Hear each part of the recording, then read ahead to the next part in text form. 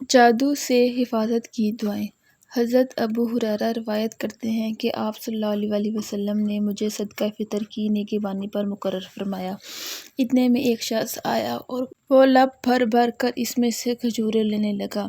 میں نے اس کو پکڑ لیا اور کہا میں تجھ کو ضرور رسول صلی اللہ علیہ وسلم کے پاس لے جاؤں گا، چھوڑوں گا نہیں۔ پھر انہوں نے پورا قصہ سنایا۔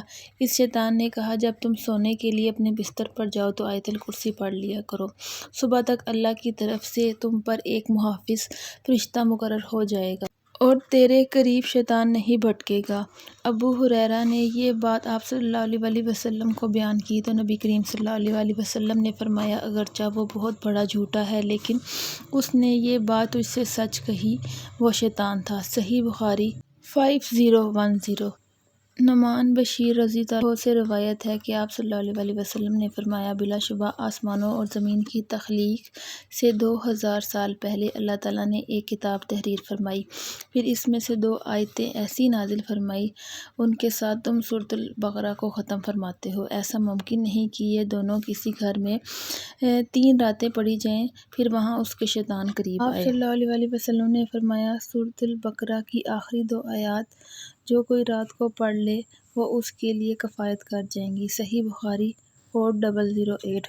ان دونوں احادیث سے پتہ لگتا ہے کہ جادو سے حفاظت کے لیے انسان کو آیت الکرسی اور دوسرے نمبر پر سورۃ البقرہ کی آخری 2 آیات تلاوت کرنی چاہیے۔ حضرت عائشہ نے بیان کیا کہ رسول صلی اللہ علیہ وسلم جب اپنے بستر پر آرام فرمانے کے لیے لیٹتے تو اپنے دونوں ہاتھوں ہتھیلیوں پر قل ھو اللہ احد اور معوذتین سورۃ الفلق اور سورۃ الناس دم کرتے، پھر دونوں ہاتھوں کو چہرے پر اور جسم کے جس حصے تک ہاتھ پہنچ پاتا پھیرتے۔ 5748۔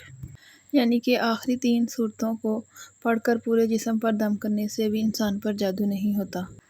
عامر بن سعد اپنے والد سے روایت کرتے ہیں کہ رسول صلی اللہ علیہ وسلم نے فرمایا جو ہر روز صبح 7 عجوہ کھجوریں کھائے اس دن وہ جادو اور سحر سے بچا رہے گا۔ صحیح بخاری 5445۔